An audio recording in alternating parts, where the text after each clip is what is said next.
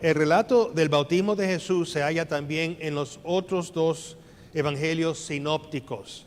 Si nos acordamos, los evangelios sinópticos son los tres evangelios que más o menos se parecen. Son diferentes evangelios. Marcos presenta a Jesús como el siervo o el esclavo. Lucas presenta a Jesús como el Hijo del Hombre. Mateo presenta a Jesús como el Rey de los judíos. Como esclavo no hay genealogía. Como Hijo del Hombre, la genealogía en Lucas llega hasta Adán. Jesús es hijo de hombre. Como hijo de rey o como rey, Mateo presenta la genealogía hasta David mediante Abraham. Juan presenta a Jesús como el Hijo de Dios, eterno.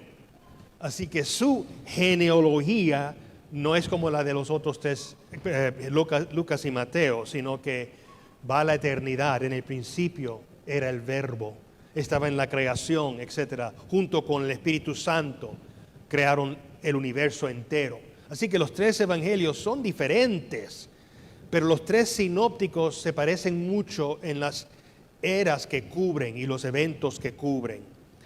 Como veremos, el evangelio de Juan cubre la parte temprana de su ministerio. Por ejemplo, Jesús limpió el templo 2 veces. Los sinópticos no lo tienen 2 veces, lo tienen solamente la última vez en su semana de pasión. Pero Juan tiene la primera vez, la primera Pascua que relata de Jesús en Jerusalén. Eso es un ejemplo.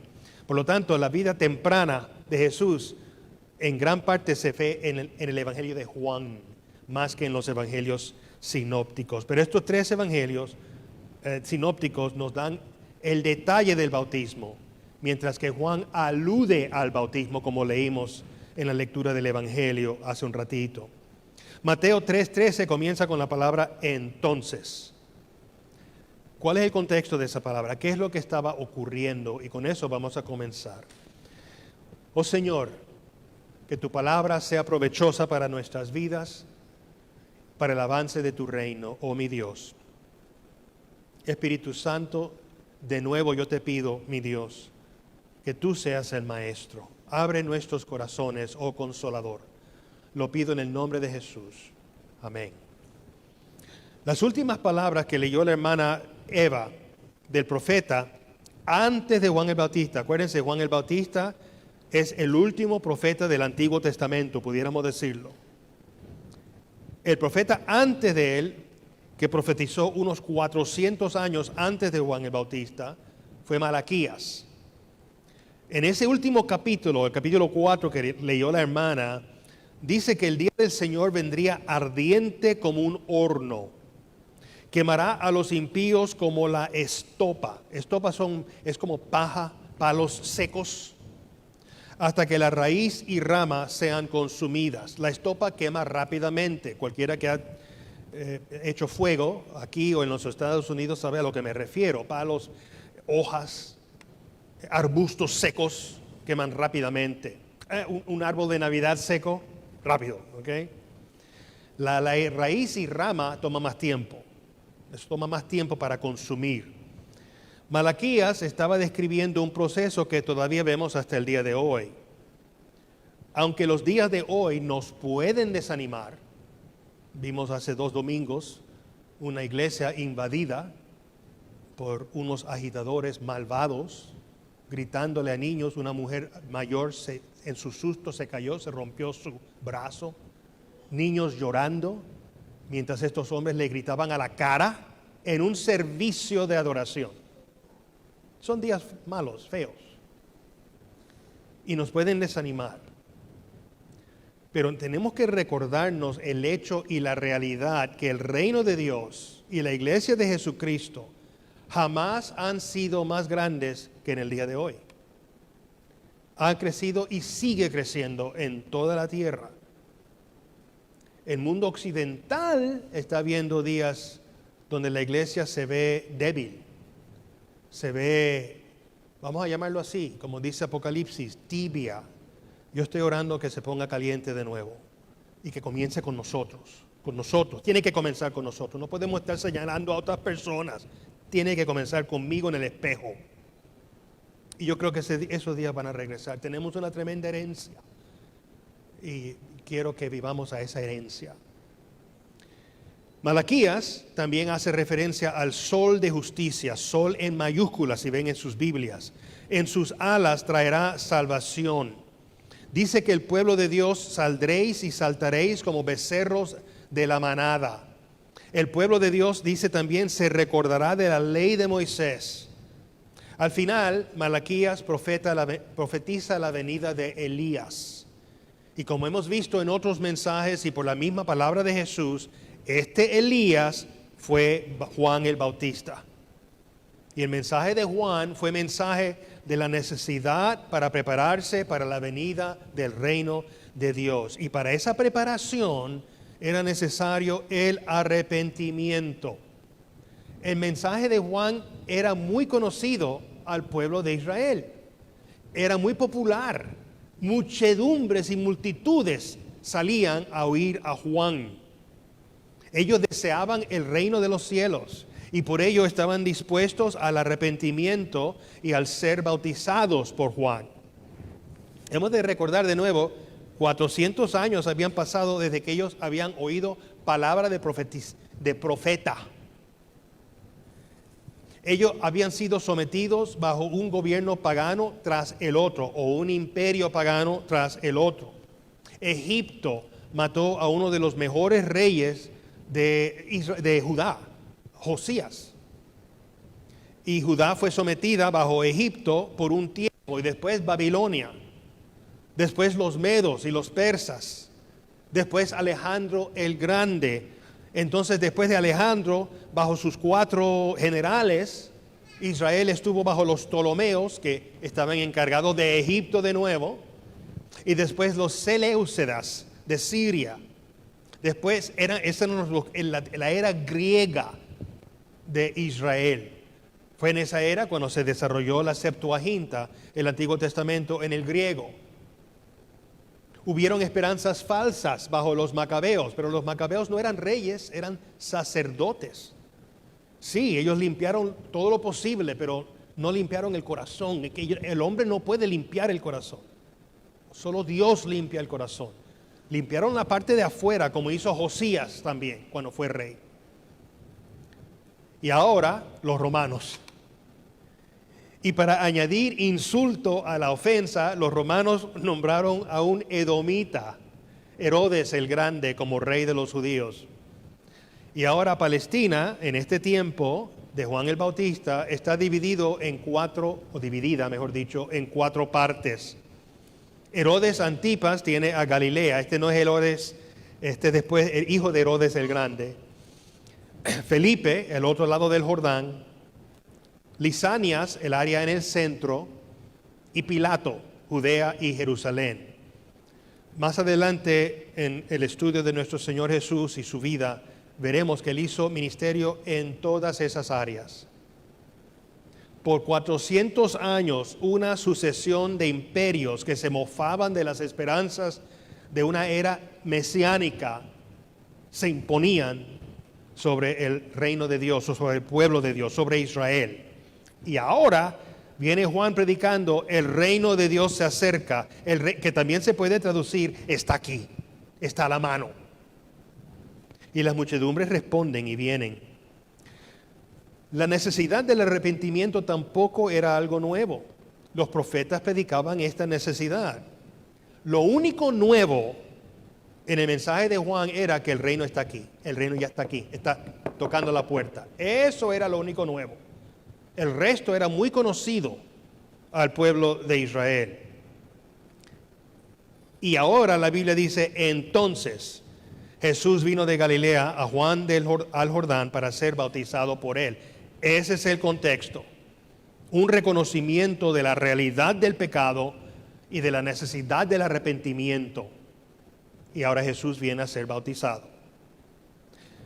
Contexto es el primer punto. El segundo punto es que Juan tenía la teología correcta. La teología de Juan era correcta. Juan se le oponía, dice el versículo 14. Juan entendía muy bien que Jesús no tenía pecado. Por lo tanto, ¿cómo tú vienes a este bautismo que representa arrepentimiento. ¿De qué te estás arrepintiendo? El reino era de Jesús. Jesús determina quién entra y quién no entra. Él no necesita someterse a Juan ni a ningún hombre para aprobación para entrar en su propio reino. La teología de Juan era correcta. Pero la respuesta de Jesús es muy sencilla. Deja ahora. Porque así conviene que cumplamos toda justicia. Ahora, ¿cómo interpretar esas palabras de manera consistente con las Escrituras? Cuando niño y cuando joven, a mí se me enseñaba que Jesús quiso ser bautizado para ser ejemplo para nosotros. Yo estoy seguro que todos aquí hemos oído eso. Ese razonamiento es muy débil y no es bíblico. En primer lugar, el bautismo de Juan no es el mismo bautismo nuestro. Esto lo hemos visto en otras ocasiones. Hechos 19, Pablo se encuentra con discípulos y les pregunta, ¿con qué bautismo fueron bautizados? El bautismo de Juan. Él dice, bueno, eso está tremendo, pero ese no es el bautismo correcto. Ese no es el bautismo que te marca como cristiano. Y los volvió a bautizar en el nombre del Padre, del Hijo y del Espíritu Santo. En segundo lugar, Jesús habla de su bautismo en dos otras ocasiones donde claramente no se refiere a ser un ejemplo para nosotros. Acuérdense que Jesús, Dios dice de Jesús después de esto, este es mi Hijo en quien estoy bien complacido. O sea que esos son los primeros, y Lucas nos dice que tenía 30 años más o menos cuando esto tomó lugar. Así que han pasado 30 años donde no sabemos nada de Jesús excepto la visita en el templo y claro, la Navidad, cuando era un bebé. Pero no sabemos nada de su ejemplo, ¿entiende? En el próximo capítulo en Mateo es las tentaciones de Jesús. Sus tentaciones no son nuestras tentaciones. Fue tentado como nosotros, pero específicamente esas tentaciones fueron tentaciones para que Él olvidara o rechazara su llamado de Mesías, su llamado de ser la expiación por los pecados del mundo. Nosotros no somos tentados así. Hay problemas con esa interpretación. Es muy fácil, como dicen, pero no es correcta, en mi opinión. No voy a ser dogmático, pero no es correcta en mi opinión.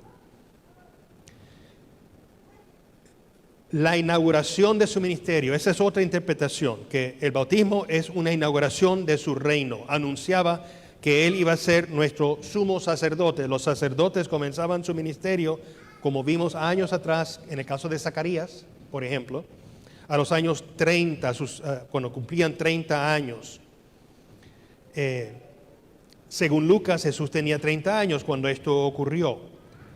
Claramente, el ministerio público de Jesús comenzó con esto. No podemos negar eso, eso es cierto. Comenzó con este evento. De aquí, todo lo que hace Jesús es público, excepto su tentación en el desierto, pero aún ahí está grabado para nosotros en la palabra. Pero hay más aquí. Sí inauguró su ministerio, pero tenía que bautizarse para eso. Esa interpretación es un poquito flojita.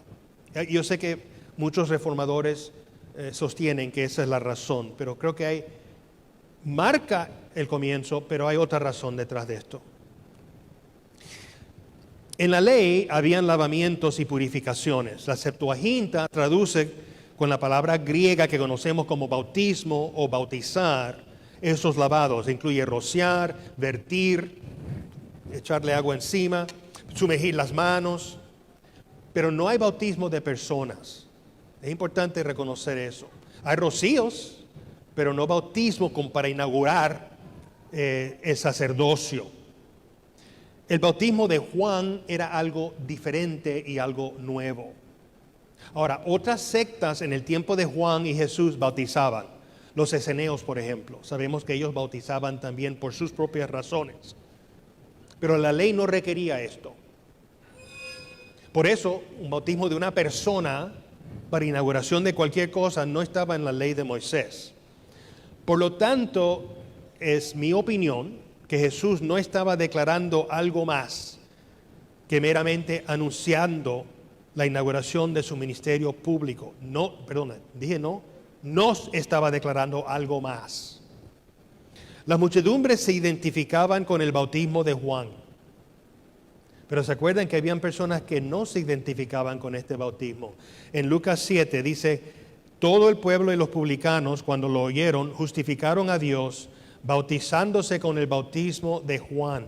Mas los fariseos y los intérpretes de la ley desecharon los designios de Dios respecto de sí mismos, no siendo bautizados por Juan. Los fariseos, los que no necesitan arrepentimiento, como dice Jesús en otro contexto, rechazaron el bautismo de Juan. No se identificaban como personas que necesitaban el arrepentimiento. Pero Jesús lo que hace al principio de su ministerio público es asociarse con el ministerio de Juan. Abiertamente. Y no solo eso. No solo se asocia o se identifica con el ministerio de Juan, y esto lo saco de G. Campbell Morgan, un gran predicador del siglo XIX en Norteamérica. Jesús se identificó con los pecadores. Yo creo que Morgan tiene el punto que es importante aquí. Jesús fue bautizado por Juan como una forma de identificarse con los pecadores que estaban dispuestos a arrepentirse, porque Él vino a dar su vida por esos pecadores. Isaías 53:12 dice, y fue contado con los pecadores. Hay muchas cosas que Jesús no tenía que hacer. Él no tenía necesidad de hacer. Él no tenía que venir en forma encarnada, por ejemplo. Él no tenía que morir. Pero Él le complació venir y morir por nosotros. En su bautismo, Él se identificó con la necesidad más básica del hombre, de toda la humanidad. La necesidad de corregir, o mejor dicho, expiar el pecado. No hay paz sin la expiación de nuestros pecados, hermano, no hay paz. ¿Por qué tanto tumulto en el mundo? Porque no han recibido la expiación que solo ofrece Jesucristo. Y por lo tanto buscan expiar su pecado de otra manera, alocadamente, haciéndose daño a ellos mismos, dañando a otras personas, gritándole a niñitos en la iglesia. Buscan expiar su pecado en forma ilegítima. Jesús cumple su mandato, su ministerio, su misión. En Hebreo dice que el gozo estaba delante de Él mientras se dirigía a la cruz. Jesús no pertenecía en la cruz, entre comillas. Él no pertenecía en la tumba, Él era sin pecado. Pero fue a la cruz y fue a la tumba. Y la tumba no lo pudo aguantar. Él no tenía pecado. Pero lo hizo para nuestra expiación. Él hizo algo que no tenía que hacer. Igual con su bautismo. Él no tenía que ser bautizado. Él no tenía pecado del cual arrepentirse. Pero lo hizo para identificarse con nosotros. Yo creo que Morgan tiene el punto clave en todo esto. Él representaba al pecador. Isaías 53:11 dice, por su conocimiento justificará mi siervo justo a muchos y llevará las iniquidades de ellos. Esa frase, por su conocimiento, se puede traducir por el conocimiento de Jesús. Muchos son justificados. Conociendo a Jesús, muchos somos justificados. Juan llamó a las multitudes al arrepentimiento. Jesús se sometió al bautismo de Juan, no porque Él necesitaba arrepentimiento, sino porque Él deseaba identificarse contigo y conmigo. Y Él, gloria a Dios por eso, hermanos. Gloria a Dios por eso. Bautismo de Jesús, último punto. En 2 ocasiones Jesús hace referencia, como dije al principio, a su bautismo que había de venir. La primera ocasión se encuentra en Marcos 10 y Mateo 20 y es en respuesta a la petición de Santiago y Juan. Acuérdense, los discípulos hasta aún después de la resurrección, poco después de la resurrección, todavía tenían esta idea de que Jesús vino para establecer un reino político. Fue después de la venida del Espíritu Santo, como podemos ver, y al final de los 40 días, perdóname, cuando entendieron y vieron que estamos hablando de un reino totalmente del cielo, que eventualmente va a venir a la tierra. Pero en estos momentos, durante la vida de Jesús, ellos creían, yo quiero sentarme a la derecha de tu trono, yo quiero reinar contigo, yo quiero servirte. Ellos querían un trabajo importante en este reino. Viéndolo de esa manera, yo no creo que podemos criticar a Juan y Santiago, ¿verdad? Yo creo que eran hombres que querían ser usados por el Señor. Úsame, dame algo importante para hacer. Jesús le responde, estoy citando de Marcos, ¿no sabéis lo que pedís? ¿Podéis beber del vaso que yo bebo? ¿O ser bautizados con el bautismo con que yo soy bautizado? Ellos respondieron que sí, porque seguían pensando en el bautismo de Juan. No sabían lo que decían, como dice Jesús. Estaban dispuestos a dejar el pecado como humanamente posible con la ayuda del Espíritu Santo para obrar en el reino de Jesús. Ese debe ser nuestro deseo, ¿no?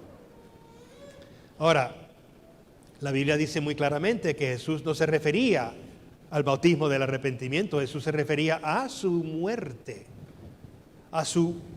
en la cruz, en el madero, a su resurrección, a su obra cúspide, culminante. A propósito, todo bautismo es alusión ahora, desde ese momento, a la vida, muerte, resurrección, ascensión, cesión de nuestro Señor Jesucristo. La purificación del pecado ocurre solamente, y esto hay que repetirlo una y otra vez, por la expiación de Jesús. Es la única forma. Y eso ocurre con la muerte y resurrección de Jesucristo. En otra ocasión menciona su bautismo, en Lucas capítulo 12. En Mateo 3, Juan dice, pero el que viene tras mí, Juan el Bautista, cuyo calzado yo no soy digno de llevar, es más poderoso que yo. Él os bautizará en Espíritu Santo y fuego. En Lucas 12, Jesús dice, fuego vine a echar en la tierra, ¿y qué quiero si ya se ha encendido? De un bautismo tengo que ser bautizado, y cómo me angustio hasta que se cumpla. Él quería que esto se cumpliera. Y el agua ahora simboliza la muerte y entierro y resurrección, pero Jesús es la realidad detrás del agua. Él es el fuego que empodera a su pueblo y que todo lo cambia. El mundo no es el mismo que fue en el día de Jesús, hermanos. No es el mismo gracias al fuego y el agua del Señor Jesucristo. El fuego es usado para crear una nueva creación en nuestras vidas y, según Pedro, en toda la tierra. En ambas ocasiones en que Jesús menciona su bautismo, Él hace referencia a su muerte y resurrección. Lo que leyó la hermana Eva en Romanos. Bautizados en Cristo Jesús, hemos sido bautizados en su muerte, sepultados juntamente con Él para muerte, porque si fuimos plantados juntamente con Él, sabiendo esto, que nuestro viejo hombre fue crucificado juntamente con Él. Gálatas 3:27, porque todos los que habéis sido bautizados en Cristo, de Cristo estáis revestidos. Griego, puestos Cristo, nos pusimos Cristo por encima, como nos ponemos una camisa. Colosenses 2:11 y 12, en Él también fuisteis circuncidados, con circuncisión no hecha a mano, en la circuncisión de Cristo, que es el bautismo. Primera de Corintios 12:13, porque por un solo espíritu fuimos todos bautizados en un cuerpo, sean judíos o griegos, a todos se nos dio a beber de un mismo espíritu. Primera de Corintios 1:3, ¿fue crucificado Pablo por vosotros? ¿Fuisteis bautizados en el nombre de Pablo? O sea, ¿sois discípulos de Pablo o sois discípulos de Cristo?